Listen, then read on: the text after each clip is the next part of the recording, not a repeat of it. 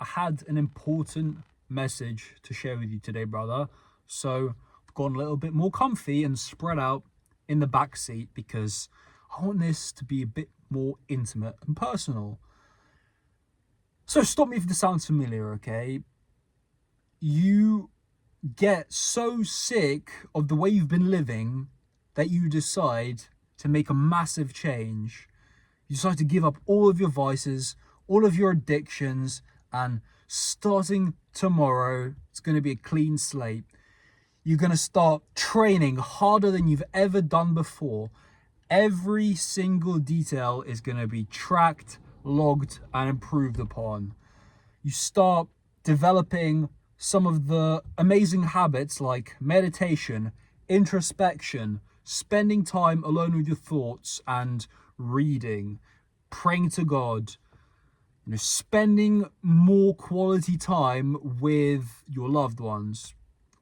Whatever you feel called in your heart that you should do to improve your life, you just start going hard every single day. Because you've gotten to a point where the pain is so great that change is inevitable. There's no other choice, right?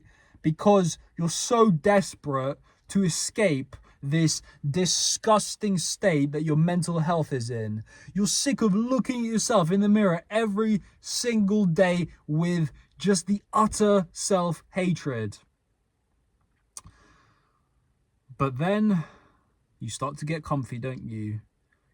You start to become satisfied with the progress you're making. Maybe, just maybe, you've started to make tangible progress in an endeavor that you embarked upon. Maybe you're starting to get the best physique that you've ever had. Or maybe in your career, in your business, you've started to actually level up and get more skilled. So like I said, you start to get a little comfy, a little complacent. Here and there, little habits start to creep back in. And one thing leads to another, and then another, and then another, and you end up giving up on the things that got you there in the first place. And then before you know it, your mental health is worse than it's ever been because you've tasted that feeling of unstoppable momentum, of just waking up every day excited to get to work. And you don't know what the hell has happened. You're scratching your head. You're desperately flailing around at trying all of these new methods. You watch some guy tell you to do this, some guy tell you to do that, and you're so confused as to what went wrong. Brother, what went wrong is you haven't fully started your self-development journey. You've just been in the period of atonement. This is the period just after a massive rut, after a massive slump, where you feel the motivation to change. And I'll give you props because you're far ahead of the average population whose period of atonement is just after New Year's. It lasts at best the month of January, and then it's immediately back to stagnancy. But for guys like you and me, our periods of atonement, they last longer, they might be more intense, we might do a lot more than the average person, but then our periods of contraction, of regression after that atonement might feel even greater. Because even though we might be sinking back down to the level of average, we don't want to be average, do we, brother? Because average is disgusting. I'll say it right now. I know a lot of people might not like that opinion, but to me, the thought of being average is just physically repulsive. And so how the hell do we transition from this period of atonement and actually get into the real self-development where the very core of our identity starts to change. I'll be honest, bro, I'm still figuring it out. I feel like I've only just started to make it out of this period of atonement. Maybe that's what it'll always feel like. Who knows? But let me give you a little bit of context, right? So, if you rewind back to the start of the year, a little bit before that, you'll drastically see the energy shift in my videos. Last September, I decided to post my very first video again after a long time of not even trying. And I have this fog, this lethargic, low in confidence air about me. And you can tell that I've only just started to come back out again. And then, slowly but surely, you're going to notice that my energy, my zest, my vibrance increases.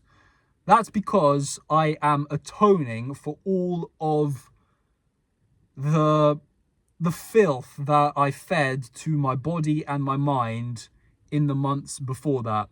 And as I'm starting to make progress, you can tell that I'm just enjoying myself so much more.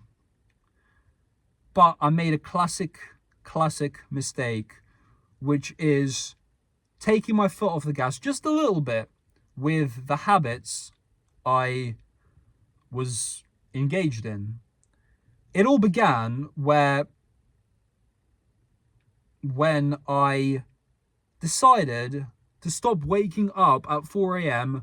on the Sabbath, because it's a day of rest and I wanted to give myself a reset to recharge in the week, because it's the Lord's day of rest, right?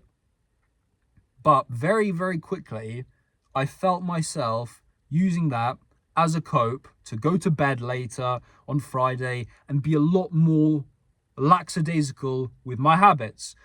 I'll be honest with you, there were a lot of Fridays where I stuffed my face like a gluttonous pig after eating super clean all week. Because I told myself, yeah, I'm not gonna wake up at 4 a.m. tomorrow. It's gonna be my only day of lying. And it's okay if I wake up with a bit of brain fog, because it's just gonna be a day of rest anyway. And slowly but surely, this started to reintroduce a lot more gluttony in the rest of the week, where I would find myself making excuses here and there. I would find myself constantly slipping up and justifying it because of things like, I've already done all my other good habits of the day. I've posted content. I've performed well at work. You know, I went out, made some sales, talked to a lot of people.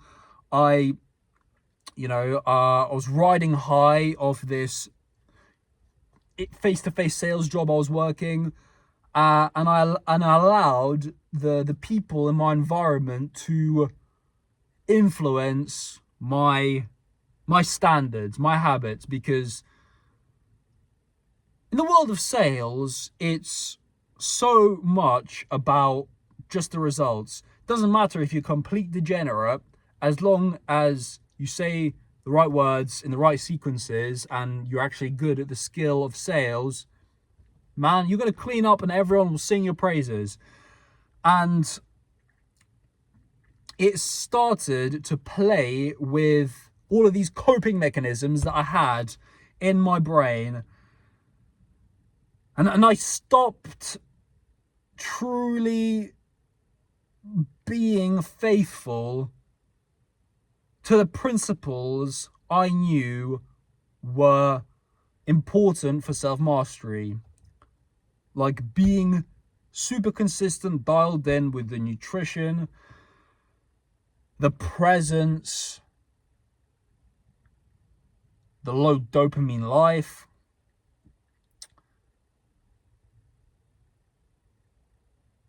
And so this period of atonement, I allowed it to start twisting what I valued because of my environment, because of my monkey brain running around chasing shiny objects, getting distracted by goals that weren't actually mine. And in summary, I ended up reaching a stage where the process just felt bland. It felt dull. And again, you can see this if you just go back through my old videos. When I started posting again just over a month ago, maybe close to 2 now, you can feel that there's definitely a lethargic fog that's come across me, because even though I'm doing my best to stick to the process, it just feels soulless. It feels bland. And I'll be honest with you, this is a period you have to go through in order to transition from atonement into actual self-improvement. To go through the stage where you're showing up and you're doing it anyway. Yes, you might regress, you might go back a little bit, but as long as you keep fighting and showing up and sticking to what you truly believe will help get you through the process, you're about to enter a season where you can start to really build. And feels like that's where I am right now, where yes, every single day there's challenges, there's resistance. You know, that's the magic of it. That's the beauty, because what actually changed, what actually allowed me to break through, so you will, and not go through another plateau and not have another massive rut that I went through pretty much every single year since 2021. Well,